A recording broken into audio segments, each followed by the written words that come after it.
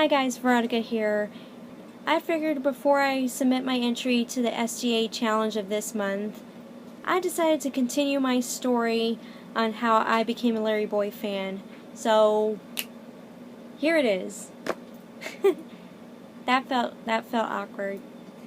So here it is, part 2 of how I became a LarryBoy fan. Since I started to like LarryBoy as a kid, I was greeted by both the supporters and the naysayers. And by naysayers, I mean people that thought, oh, he's not a real superhero, or, oh, that show is gay. Yeah, I've heard all of that growing up.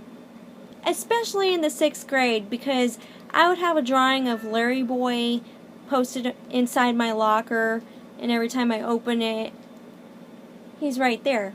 Every time I open my locker and somebody sees that picture, they're like, really?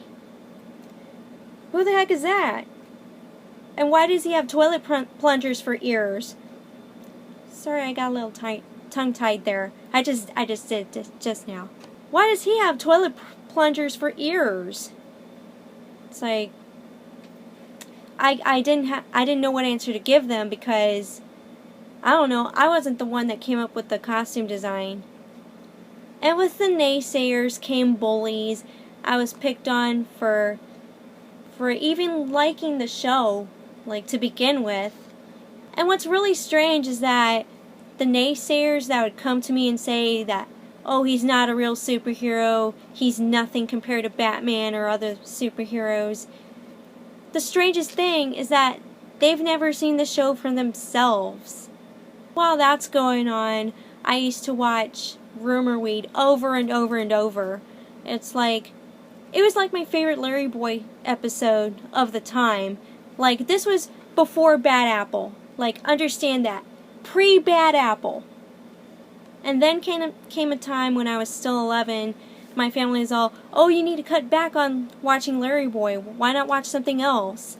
It's like, at the time, I was like really upset because LarryBoy was my all-time favorite superhero. It's like I've already established it whenever I was introduced to Angry Eyebrows. So my family didn't get that. I didn't get it the first time. Like, they told me to cut back on LarryBoy. It's like, I didn't think they were serious. They even went as far as taking away my plush toy for like about a month, or I don't know, like a few weeks to a month.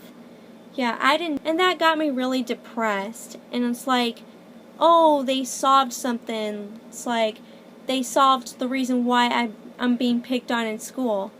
But that's not true, because I had other problems going on in school, and that's probably for another video, I don't know.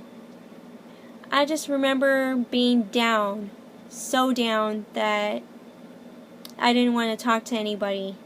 If I did, it was to like answer a question. So about a few weeks to a month later, I was given back my precious plushie. On the condition that I watched other VeggieTales episodes, like anything VeggieTales other than LarryBoy. And I was like, okay, fair enough.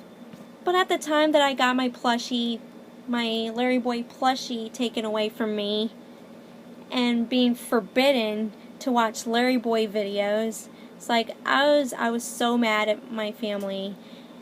I mean, it makes sense because once you're a fan of something, then you devote your time to it. You devote your time to like it's just there. It just stays with you. It stays with you until you either get tired of it or death happens. And yes, even after I got my plushie back, I was still greeted by naysayers and I was still bullied. Well, it didn't solve the bully problem like when they took away my plushie. But who cares? Who cares?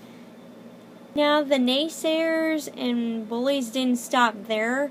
Like, it went on through high school because I didn't let go of that LarryBoy fandom. The fandom was still there even throughout high school. but I'll probably talk about high school like in another video. So yeah, this was part 2 of my story time of how I became a LarryBoy fan. And if you want to see part 3, be sure to smack that like button and comment and subscribe if you want more content. I believe in part 3 of this story time, I'll talk about the release of LarryBoy and the Bad Apple. Yeah. And on that note, I'm still working on my SDA challenge entry for this month. So that's going to be uploaded like after this story time.